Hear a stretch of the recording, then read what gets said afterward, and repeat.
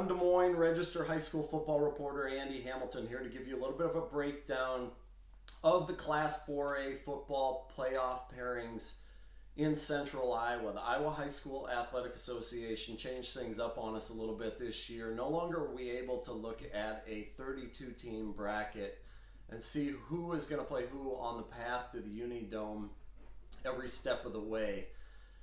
Instead, the state association is going to break this thing down by geography with an eye on who finished where in district play. So rather than being able to look at the brackets ahead of time like we could even before week 9 ended, we could sort of get an idea of who was going to go where, how the bracket was going to shake out. Instead, we had to wait till early Saturday morning to see the first round pairings. Some of the things you're really going to want to keep an eye on are those 2 versus 3 matchups in the first round. Those are the ones that tend to have the most possibility for, upsets. We're going to see a lot of interesting first round games in those pairings. So the one that comes to mind first for me, Johnston, a 3 seed going to 2 seed Ankeny Centennial. You can maybe make the argument with these two teams that these are the best 2 and 3 seeds. Centennial comes in 7-2, a team that was spent a lot of the season in our rankings in our top 10. Started off hot, lost to Southeast Polk in week 4, got it back together after that. Lost in week 8 in the district championship game to Valley.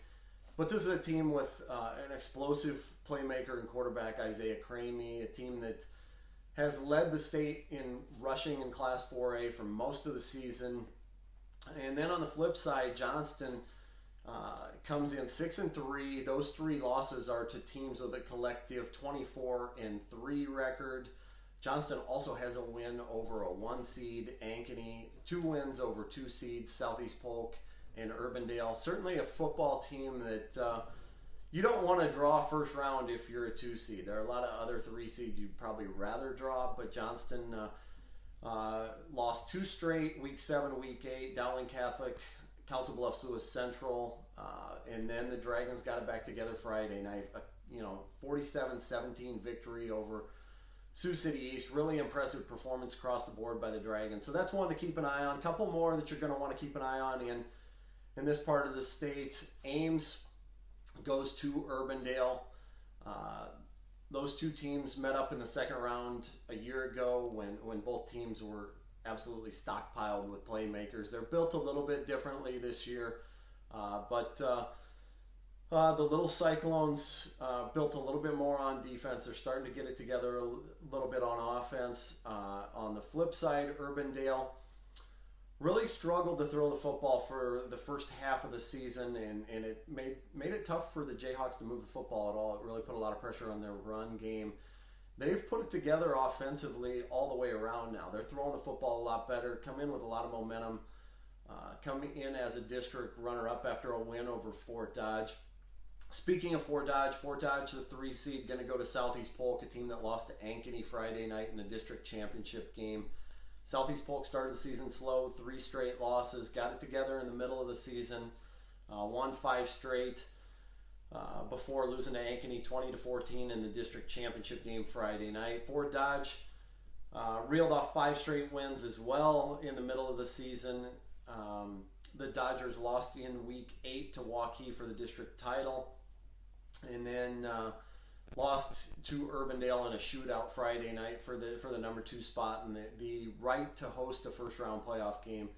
So those are your 2 versus 3 matchups in Central Iowa. Another one on the western side of the state, Council Bluffs Lewis Central plays host to Council Bluffs Abraham Lincoln. And then the district champions that we're going to see, Ankeny, as I mentioned, they're going to open up with Des Moines Lincoln. 1 versus 4 matchup there. Des Moines Lincoln gets into the playoffs by virtue of a 97-yard touchdown pass. It's kind of crazy how this worked out. Lincoln beat Hoover in week 8, 49-35. It was 42-35 with a minute and a half to go. Lincoln scores on a 97-yard touchdown pass to Logan Garrels.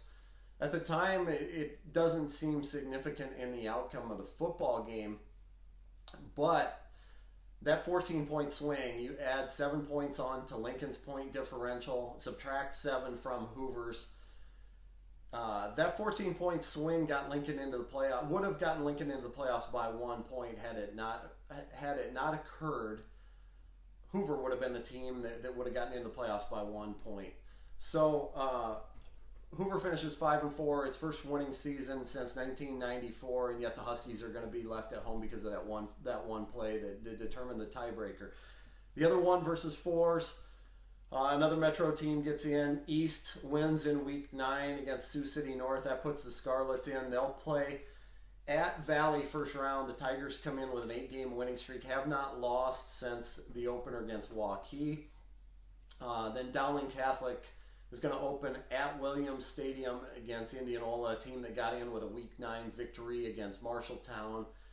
And the last one of the 1 versus 4 pairings, Waukee versus Sioux City East. The Warriors come in with an 8-1 record. Sioux City East comes in 6-3. The Black Raiders may have lost their quarterback, though. J.J. Stevens went down midway through the loss to Johnston Friday night and did not return. So that's going to do it for the first round football playoff pairings in Class 4A in Central Iowa. Check back to DesMoinesRegister.com throughout the next few days. We're going to be breaking down all of these football games, both online and in print. So thanks for joining in.